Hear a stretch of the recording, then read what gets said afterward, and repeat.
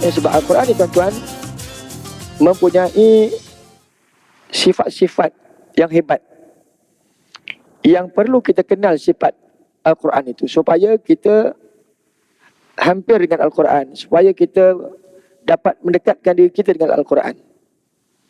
Orang kata tak kenal maka tak cinta.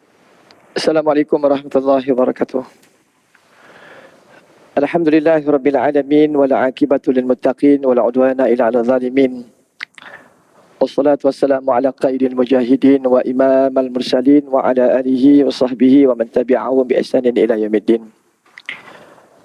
Alhamdulillah, pertamanya dan selamanya marilah kita sama-sama manjatkan setinggi-tinggi tanda rasa syukur kita yang tidak terhingga kepada Allah Subhanahu wa taala, kerana masih lagi diberi peluang dan ruang oleh Allah Subhanahu wa taala pada ketika ini. Mudah-mudahan dengan kehadiran tuan-tuan dan puan-puan dalam pertemuan tengah hari pada hari ini akan sentiasa diberkati dan dirahmati oleh Allah Subhanahu wa taala dalam usaha kita untuk sama-sama mempertingkatkan keimanan serta takwa kita kepada Allah Subhanahu wa taala. Tuan-tuan dan puan-puan yang saya hormati sekalian, dalam ayat mengenai dengan ibadah Ramadan ini, ada satu perkara yang perlu kita memperbaiki. Tambah pula kita sedang berada di bulan Ramadan, di hujung-hujung Ramadan. Mudah-mudahan apa yang kita lakukan saat kita berada di bulan ini menjadi pemangkin ataupun menjadi momentum kepada kita saat kita nanti besok berada di luar Ramadan.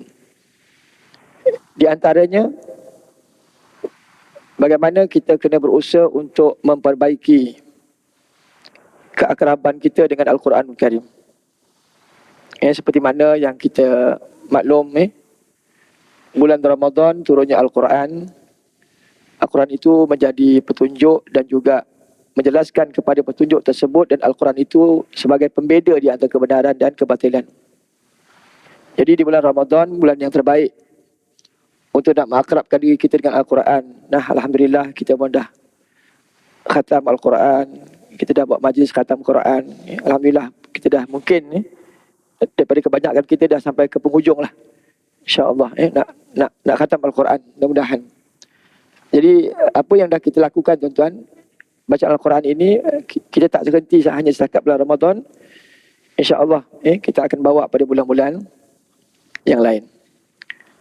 Al-Quranul Karim tuan-tuan yang diturunkan oleh Allah Subhanahu wa taala kepada Nabi kita Muhammad sallallahu alaihi wasallam melalui perantaraan malaikat Jibril selama 23 tahun. 13 tahun di Mekah, 10 tahun di Madinah secara berperingkat ataupun secara munajaman. Secara berperingkat hinggalah Al-Quran itu lengkap seperti mana yang kita lihat hari ini. Di dalam Al-Quranul Karim ada kisah yang terdahulu, ada kisah yang sedang, dan juga ada kisah yang akan datang. Al-Quran adanya pedoman, adanya peringatan, dan adanya petunjuk kepada mereka-mereka yang benar-benar mencintai Al-Quran. Cinta untuk membaca Al-Quran, cinta untuk nak mentadaburkan Al-Quran, dan cinta untuk nak beramal dengan Al-Quran. Jadi Al-Quran merupakan bacaan yang terbaik dalam kehidupan manusia. Saat dia senang, dia baca Quran. Saat dia susah, dia baca Quran. Saat dia duka cita, dia baca Quran. Saat dia suka cita juga baca Quran. Sebab Al-Quran ni tuan-tuan mempunyai sifat-sifat yang hebat, yang perlu kita kenal sifat Al-Quran itu supaya kita hampir dengan Al-Quran, supaya kita dapat mendekatkan diri kita dengan Al-Quran. Orang kata tak kenal maka tak cinta. Orang kata tak kenal maka tak cinta. Mungkin ada kebenaran di istilah ini. Jadi Al-Quran kalau kita tak kenal sifat dia, bagaimana kita nak bercinta dengan Al-Quran? Kalau kita tak kenal sifat Al-Quran, bagaimana kita nak menghampirkan diri kita dengan Al-Quran? Nah, tengah hari berbahagia ini kita cuba nak melihat sifat-sifat yang ada dalam Al-Quran yang begitu agung, begitu hebat untuk kita kenal. Yang pertama, sifat Al-Quran yang sifatnya ilmu. Al-Quran bersifat dengan ilmu pengetahuan yang begitu luas. Allah berfirman dalam surah An-Nisa 166, anzalahu bi'ilmihi wal malaikatu yashhadun. Kata Allah Subhanahu wa taala, kami turunkan Al-Quran yang sifatnya ilmu. Seperti mana kita maklum, Al-Quran sifatnya ilmu yang begitu luas, ilmu pengetahuan Al-Quran itu. Wal malaikatu yashhadun, dan para malaikat menyaksikan. Nah, kita melihat sebagai bukti bagaimana penemuan-penemuan ilmiah terhadap Al-Quran.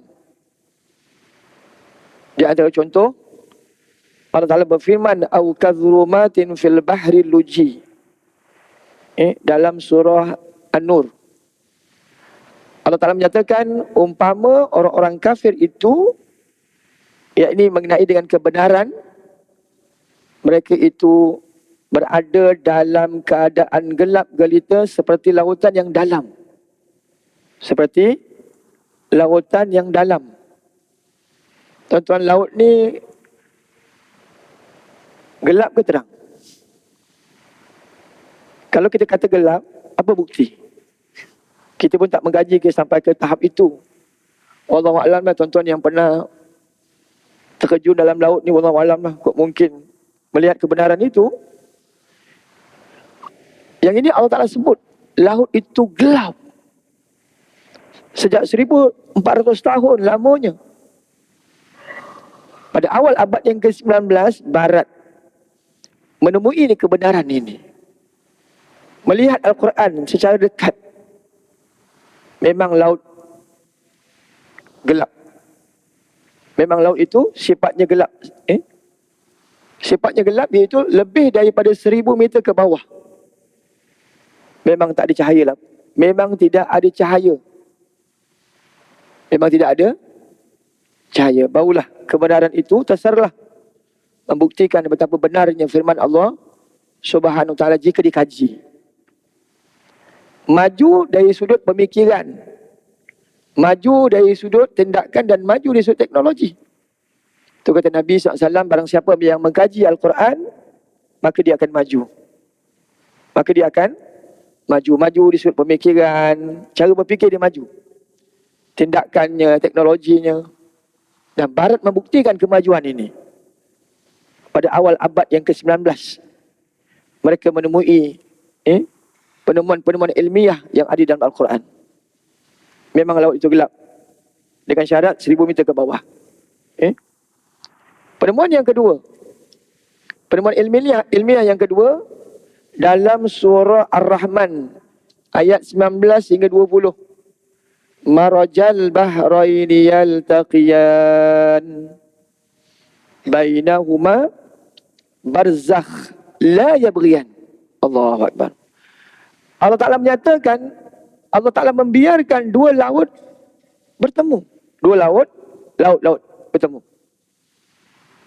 Bainahuma, di antara keduanya ada barzakh. Ada pemisah.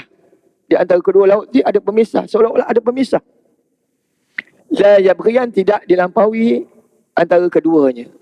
Laut yang ni tak boleh masuk kot ni, laut kot ni tak boleh masuk kot ni. Bertemu tapi tak boleh bercampur. Kat mana dua laut ini? Allahu Akbar. Tuan-tuan, kalau berada di Masjid Jamek Kuala Lumpur, kiri kanan tu ada sungai.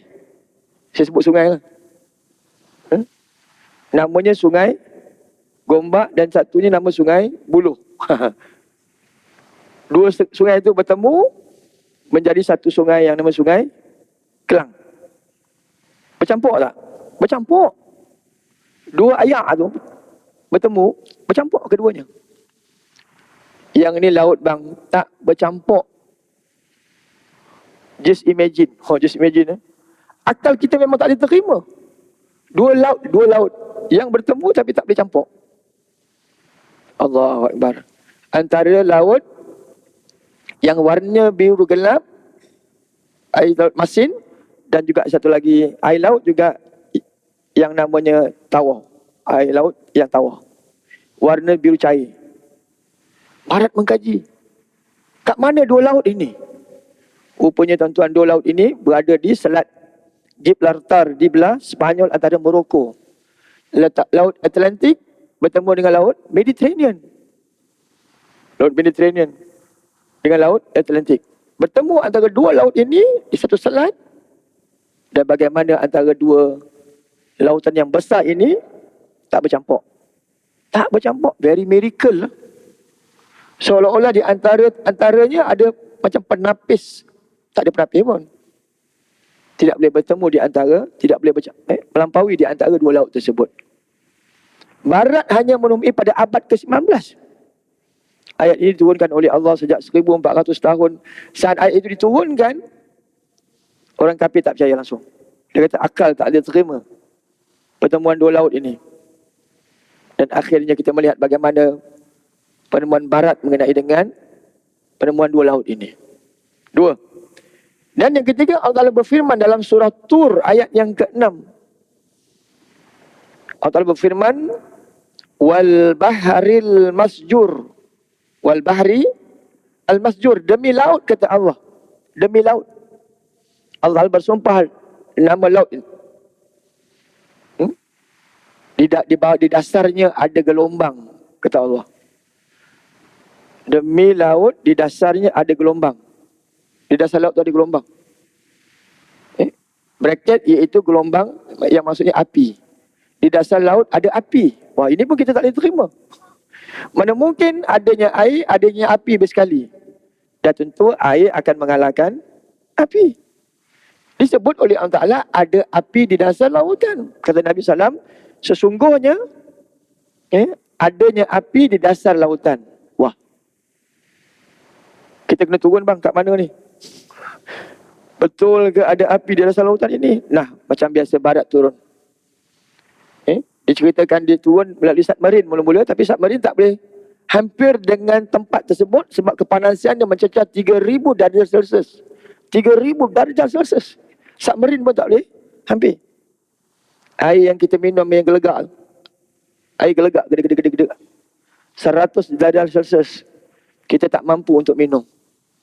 Ini 3000 darjah Celsius. Maka barat turunkan satu yang namanya robot untuk melihat keadaan itu yang nampak samar-samar pada di submarin tersebut. Maka turun, maka memang melihat adanya api di dasar lautan. Seperti mana kita maklum, di dasar laut ni ada masih lagi gunung berapi yang masih aktif. Betul eh? Waktu dia meletus, dia akan keluarkan api. Allahu Akbar. Orang kafir pun tak percaya mana mungkin ada api dasar laut. Dia pun waktu tu pun tak pergi turun sampai ke dasar laut nak melihat kebenaran itu. Lebih daripada 2000 meter ke bawah. 2000 meter ke bawah. Penemuan yang keempat. Ini penemuan yang keempat, tuan-tuan, kita nampak sini depan mata kita. Bagaimana kejadian manusia itu yang disebut oleh Allah Ta'ala dalam suratul Mu'minun. Ayat 12, 14 tak silap saya. Menceritakan tentang kejadian manusia. Bagaimana manusia diciptakan? Bagaimana manusia itu diciptakan? Nah, dalam ayat ini menceritakan tentang manusia itu tercipta daripada setitis air mani. Daripada setitis air mani tadi, dia akan berada dalam rahim. Dia akan berada dalam rahim. Tersimpan, terkumpul dalam rahim. Dan daripada rahim tadi, akan terbentuknya darah. Seketul darah. Allahu Akbar. Kalau tak percaya, pergi scan tengok. Yang ni penemuan barat pada pertengahan abad 18. Yang confirmnya abad 19. Sebab seperti mana kita maklum, barat waktu abad 10, 11, 12, mereka ini zaman kegelapan mereka. Yang maju pada ketika itu di Sepanyol, zaman keemasan bagi umat Islam di Sepanyol, seperti mana yang tuan-tuan maklum. Lahir tokoh-tokoh akademik, lahir tokoh-tokoh yang hebat. Di Sepanyol waktu itu, zaman kegelapan bagi Barat. Barat mula maju pada era abad yang ke-19 je, kan? Betul eh? Ataupun hujung-hujung 18. Daripada segumpal darah ni tuan-tuan, maka Allah Ta'ala ciptakan, Allah Ta'ala jadikan alaqah nutfah. Nutfah alaqah. Menjadi seketul daging. Allahu Akbar. Kita bukan terjadi daripada yang lain. Kita tidak terjadi daripada anak bulu betung misalnya. Kita tak terjadinya kita ini daripada anak bunian. Kita jadinya kita daripada apa yang disebut oleh Allah Ta'ala. Tak ada lagi selain itu. Jangan kita dimomokkan dengan fahaman ataupun dengan pendekatan-pendekatan ataupun fahaman-fahaman datang daripada planet Marikh lah, Pluto lah, apa namanya kan. Manusia ini. Ada tu pun ada yang namanya makhluk yang selain daripada manusia yang berbentuk. Dan daripada segumpal darah tadi Allah datangkan tulang belulang. Maka daging tadi akan meliputi tulang belulang tadi dan akhirnya menjadi manusia. Allahu Akbar. Mungkin yang tiga tadi jauh dengan kita. Kita pun tak pergi sampai ke dasar laut mungkin. Kita pun tak pergi sampai ke Selat Morocco, antara Morocco dan Sepanyol. Yang ni tuan-tuan kita boleh lihat depan mata kita sendiri tentang kebenaran itu. Saya ulang sekali lagi, sifat yang pertama Al-Quran, sifatnya ilmu. Kajilah tuan-tuan, insya-Allah. Kita baca, menghayati dan tengok ayat. Insya-Allah kata Nabi SAW, barang siapa yang membaca Al-Quran, dia tidak akan muak. Walaupun diulang beberapa kali. Kita ulang Al-Fatihah sebanyak 17 kali satu hari. Muak tak? Muak tak ulang-ulang? Bang, kalau surat khabar ulang 17 kali, muak tak bang? Buang. Bukan nama pun surat khabar lama. Muak kita. Kalau buku kita baca ulang-ulang, Al-Quran kita ulang. Allahu Akbar. Kita tidak akan merasa muak dengan Al-Quran itu. Apatah lagi kalau mengkaji Al-Quran. Itu sifat yang pertama. InsyaAllah kita kenal, kita cinta dengan Al-Quran. Yang kedua, sifat Al-Quran yang sifatnya majid, berkat. Yang ini kita pun tak menafikan tentang keberkatan Al-Quran. Persoalannya sejauh mana kita gunakan Al-Quran dalam hidup kita, yang kita menyatakan Al-Quran ini berkat. Qaf wal Qur'anil Majid, kata Allah. Qaf wal Qur'anil Majid. Demi Al-Quran, kata Allah Ta'ala, yang sifatnya majid, berkat. Nah, kita guna pakai Al-Quran dalam hidup kita sebab nak mendapatkan keberkatan daripada Al-Quran itu. Kita baca basmalah misalnya. Basmalah di antara salah satu ayat daripada Al-Quran kan, disebut dalam. Nah, kita baca. Itu kata Nabi SAW, barang siapa yang tak mulakan pekerjaan dia dengan basmalah, bismillah, maka kehidupan dia tak diberkati. Kita bangun tidur bismillah, makan bismillah, start kereta bismillah, berhenti kereta bismillah. Kalau kita mulakan pekerjaan kita ni semua dengan bismillah ini, insya-Allah hidup kita akan diberkati. Insya-Allah. Kita baca surah Al-Mulk. Betul lah. Sebab Isyak di setengah masjid atau surau dia ada tinggalkan, saya kat sini pun ada juga. Kita nak dapat keberkatan baca surah Al-Mulk untuk nak hindar daripada azab kubur misalnya. Kita baca 3 kul setiap malam. Sebelum tidur kita baca 3 kul. Nak hindarkan daripada kejahatan malam. Qul a'udzu birabbil falaq min syarri ma khalaq. Lindung daripada kejahatan malam. Malam ni, masya-Allah, seperti mana tuan-tuan maklum. Orang nak mencuri, merompak waktu malam biasanya begitu. Binatang ganas yang melata juga akan keluar pada waktu malam. Orang yang dengki, khianat, sihir dan sebagainya akan dilakukan pada waktu malam. Wa min syarri hasidin idza hasad. Biasanya apa yang ketilat begitulah. Dengki, khianat biasanya dilakukan pada waktu malam. Waktu kita tidur, kita tak tahu benda. Jadi minta lindung perkara-perkara seumpama ini daripada terkena kepada diri kita dan keluarga kita. Dan banyak lagi ayat kursi yang kita baca nak dapat keberkatan. Kan? Besok nak periksa anak kan? Baca ayat kursi ya. Tiup. InsyaAllah berkat. Luluh periksa ni. Luluh periksa. Jadi, kita baca. Kita guna pakai keberkatan ayat Al-Quran itu. InsyaAllah bang, sifat Al-Quran yang berkat insyaAllah. Ada setengah kita yang letak ayat apa panggil Seribu Dinar. Wa may yattaqillaha yaj'al lahu makhraja. Apa tujuan? Letak kat kedai. Dan dapat berkat supaya laku dalam perniagaan. Mudah-mudahan. Macam kita letak Al-Quran di rumah, macam kita letak Al-Quran dalam masjid ini untuk mendapat keberkatan hasil daripada apa yang kita lakukan, insya-Allah. 2.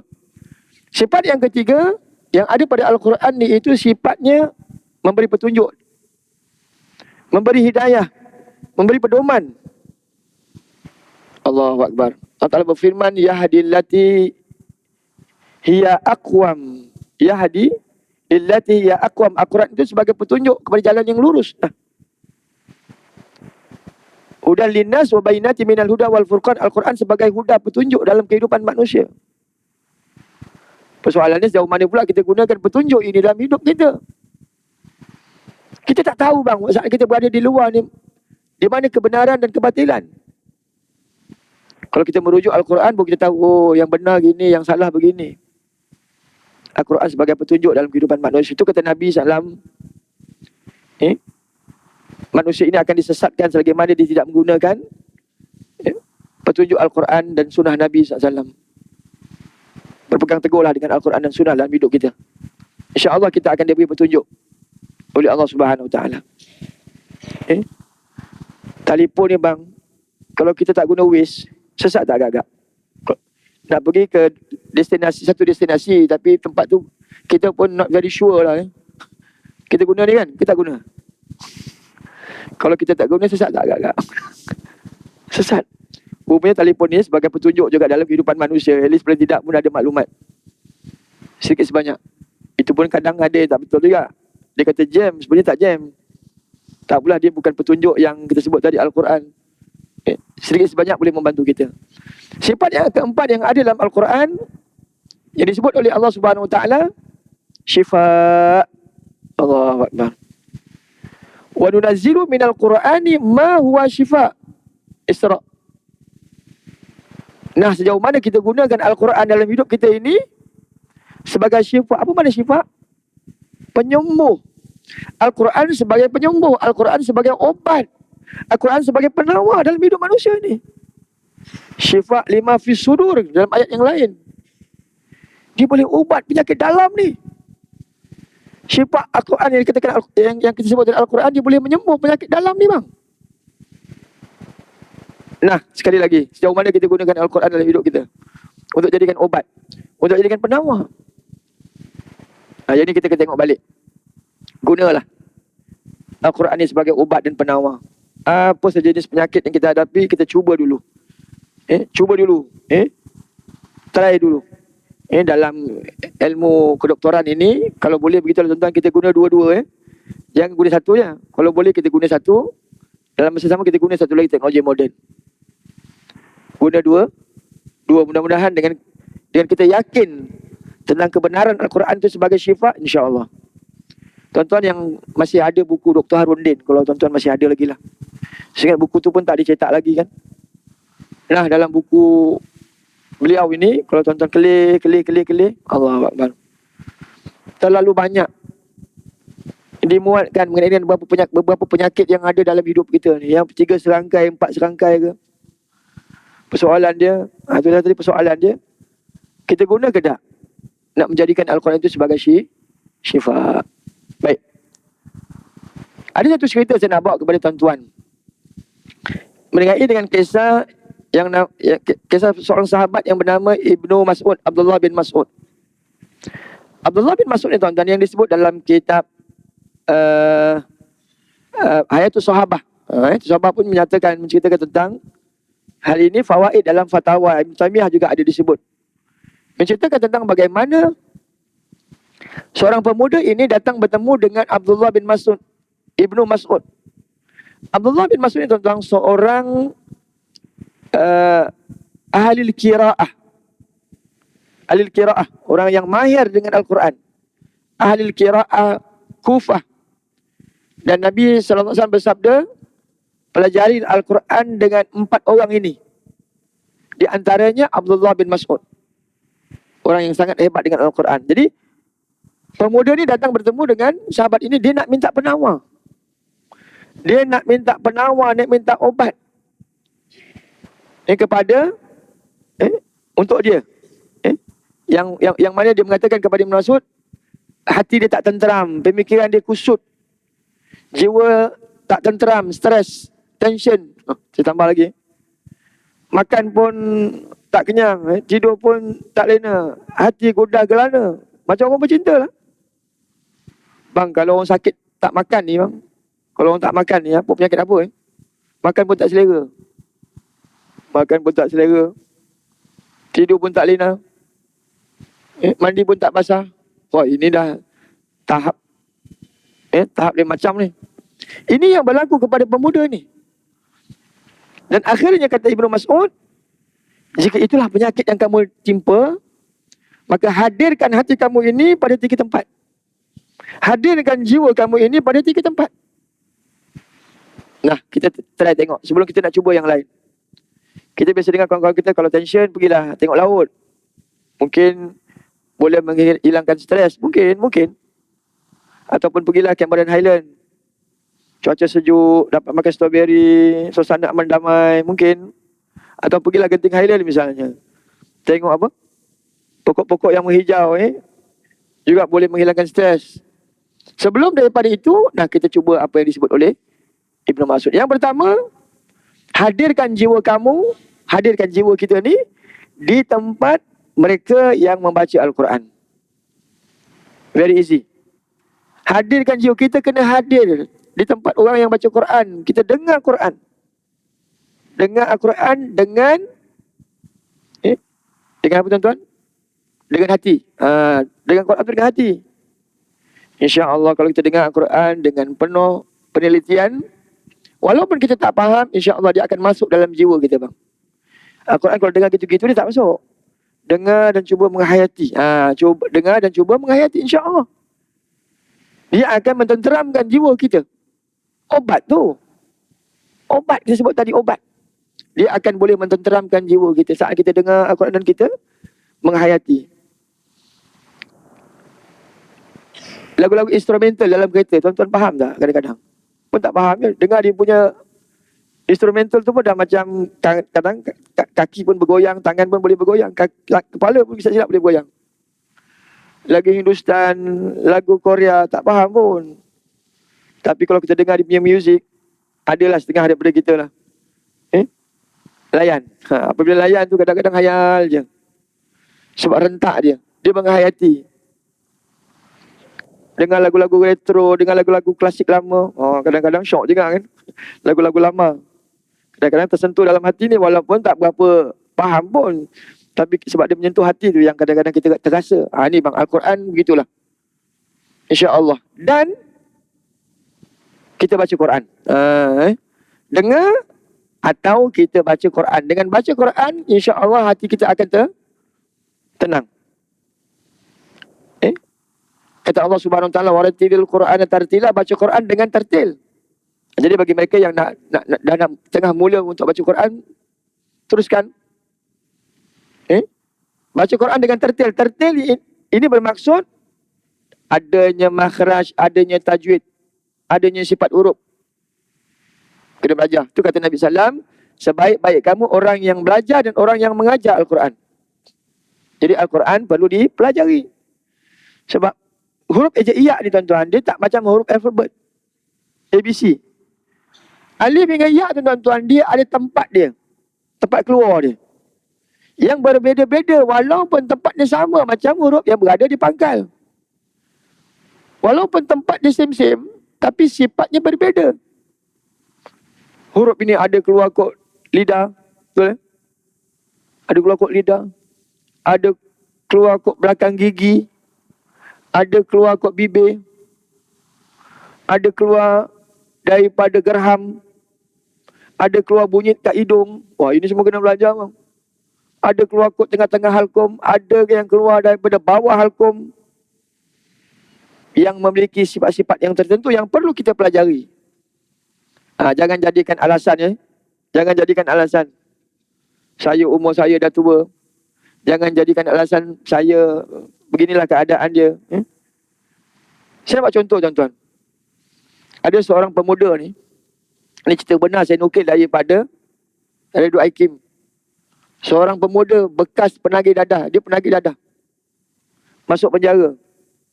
Saat dia masuk penjara tuan-tuan, bermula mempelajari Al-Quran saat umur dia 40-an. Dia belajar Quran, alhamdulillah Allah Taala beri hidayah pada dia. Allah Taala beri hidayah 180 darjah berubah bang. Masuk penjara belajar Quran itu ini siang malam pagi petang, dan akhirnya dia boleh belajar, dia ataupun dia boleh mempelajari Al-Quran. Seorang selebriti yang masuk penjara. Ini saya nukil apa yang disebut. Berubah dan akhirnya dia berjaya belajar Al-Quran dan berjaya menghafaz sebahagian Al-Quran. Ini disebut dadah, bekas dadah.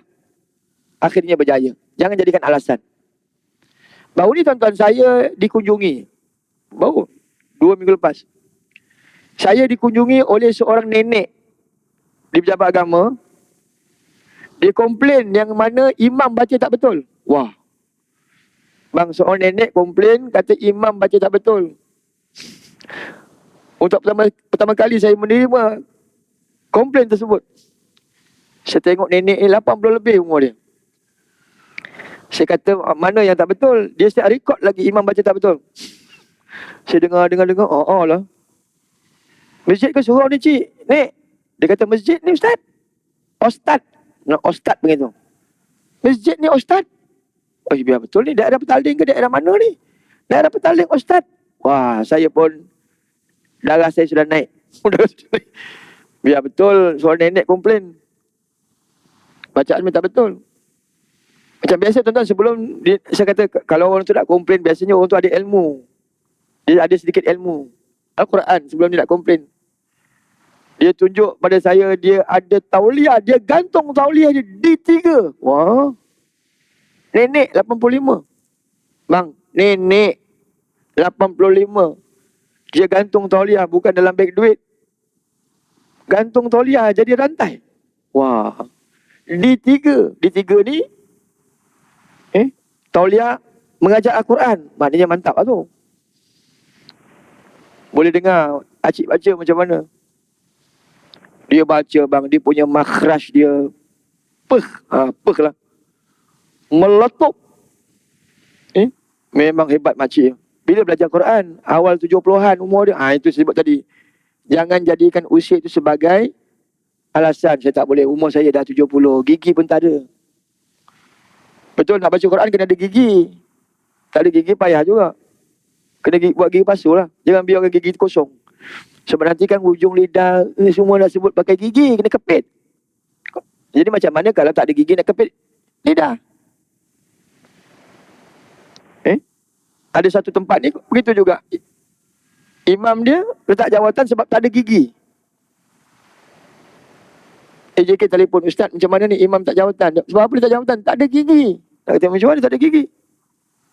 Kita syorkan kalau boleh AJK bermesyuarat, buat satu memorandum, bersetuju di sebelah suara, keluarkan dana untuk beli gigi palsu pada tok imam tu. Wah. Okey. Dah imam tak ada. Yang muda-muda pun dah tak ada, yang tua itu yang ada gigi tak ada pula. Macam mana nak baca Al-Quran kalau gigi tak ada? Jadi AJK bersetuju beli gigi bawah atas palsu, full gigi palsu. Bagus juga surau tu keluarkan duit untuk beli gigi palsu. Tok Imam kata canggih ni lah AJK. Maka dia terus kekal hingga ke hari ni jadi Tok Imam sebab ada gigi bang. Kalau tak ada gigi dia tak jawatan dia. Nak menceritakan kepada kita, jangan jadikan alasan saat kita nak mempelajari Al-Quran. Itu yang pertama. Sekali lagi. Yang kedua, duduk dalam majlis ilmu. Duduk dalam majlis ilmu ini tuan-tuan sebenarnya boleh menenangkan jiwa seseorang itu. Tuan-tuan tenang ke tak tenang? Tuan-tuan tengah saya duduk ni, tenang ke tak tenang? Tenang betul lah, tenang. Tenang Ustaz, tapi kalau Ustaz berhenti 2.5, itu saya tak tenang. Ustaz kalau berhenti 2.5, itu dah lewat Ustaz. Saya nak rehat ni. InsyaAllah saya cuba berhenti sebelum 2.20 saya cuba berhenti. Nabi SAW bersabda, nazalas animus sakinah, akan diturunkan ketenangan kepada mereka yang duduk dalam majlis ilmu. Wah, majlis ini tuan-tuan bukan majlis biasa-biasa tau. Majlis ilmu ni bukan majlis biasa-biasa punya. Bukan kaling-kaling punya. Bukan biasa-biasa punya. Padanya ketenangan, wa ghasyiyatuhum rahmah, diberikan rahmat kepada mereka yang duduk dalam majlis ilmu. Apa makna rahmat? Dikurniakan oleh Allah Ta'ala jiwa yang tenang, dikurniakan oleh Allah hati yang bersih, dikurniakan oleh Allah tubuh badan yang sehat. Allah Akbar. Untunglah kepada mereka yang ada jiwa duduk dalam majlis ilmu ini. InsyaAllah tenang InsyaAllah tenang InsyaAllah. Yang ketiga, bukan setakat tenang. Kata Nabi SAW akan diberikan 2 pahala kepada mereka yang faham. Yang tak faham duduk menyandar. Apa Ustaz kata tadi? Entah. Tertidur. Dapat 1. Tak faham dapat 1, faham dapat 2. Tuan-tuan tidur dapat 1, tuan-tuan bangun faham dapat 2, dapat 3 gitu. Ini saya tambah tuan-tuan, saya bida'ahkan benda ni. Yang ni saya bida'ahkan. Dan yang ketiganya akhirnya ialah bangun malam. Allah Akbar. Bang, yang ni kita angkat tangan lah. Yang ni penawar yang sangat hebat. Dalam agama kita Islam itu bangun malam bang. Ini obat dia. Obat segala obat lah. Obat segala obat. Dan ni kita dah sedang berada di hujung-hujung. Kita bangun malam. Kita bermunajat kepada Allah. Minta apa bang? Minta hati tenang. Itu je. Di samping perkara lain yang kita minta, jangan lupa kita titipkan, ya Allah, kurniakan jiwa yang tenang. Sebab ini enjin bang, yang perlu di overhaul senantiasa, bukan meja servis. Kalau kita dikurniakan dengan berbagai-bagai kurniaan, jiwa kita tak tenang, tak ada guna. Betul? Betul? Kita dikurniakan misal kekayaan, dikurniakan pekerjaan, dikurniakan itu anak isteri. Sukses dalam kehidupan ini, tapi kalau tak tenang, tak ada arti. Kita baiki enjin dulu. Kalau tenang, nah, yang namanya kemewahan dunia yang kita ada, pekerjaan yang kita ada, tenang lagi lah tenang bang. Kita inginkan jiwa yang tenang ini. Mintalah kepada Allah untuk dikurniakan jiwa yang tenang, tak serabut dalam hidup ni, apa saja yang berlaku, relax. Kan ada kadang-kadang kita jumpa tokoh-tokoh ilmuwan ni kan, relax. Kalau kita pun macam dah serabut lah. Nak raya pun serabut. Jumaat ke Sabtu, Sabtu ke Jumaat, serabut ni. Tak payah fikir lah Jumaat Sabtu. Itu bagi Jabatan Mufti yang fikir lah. Kadang orang tanya kita kan, kita pun pening kepala nak jawab. Sebab dalam Islam dia ada ru'yah dan hisab. Negara kita gunakan ru'yah dan hisab. Hisab ni Sabtu, ru'yahnya besok malam. Macam Malaysia kan. Nak kata macam mana takdir ilahi. Nampak pula anak bulan dalam 28 tempat cerap. 28 tempat cerapan ini satu tempat yang dah dilihat tahun lepas. Di Putrajaya, KL, itulah di bangunan tu. Satu tempat yang nampak anak bulan, maka diisytiharkan hari raya esok. Itu yang nama hari raya terkejut. Satu tempat je. Wallahualam, kita cuba bersabar, insya-Allah. Yang apa pun bersiap siaga. Jadi bangun malam, insya-Allah Allah kurniakan jiwa yang tenang. Bang, jiwa kita ni sebenarnya taklah sekeras batu sebenarnya. Jiwa kita ni kalau dititis dengan 3 perkara tadi, dengan baca Quran, dengan Quran, duduk dalam majlis ilmu, bangun malam, insya-Allah hati kita taklah sekeras batu. Batu pun kalau dititis air setiap hari, tik tik tik, lekuk tak? Lekuk bang. Jadi hati kita ni saya ingat sangat murni. Hati kita ni insya-Allah hati yang jiwa bersih, tenang, insya-Allah. Mohon kepada Allah supaya dikurniakan oleh Allah Ta'ala jiwa yang tenang. Mudah-mudahan Allah Ta'ala bantu kita dalam usaha kita untuk mengabdikan diri kita kepada Allah, nak mendekatkan diri kita dengan Al-Quranul Karim. Jadi cukup sampai itu dulu. InsyaAllah kita akan bertemu lain masa dan ketika. Selamat Hari Raya Aidilfitri, maaf zahir dan batin. Aqulu qawli hadza wa astaghfirullahal azim li wa lakum. Assalamualaikum warahmatullahi wabarakatuh.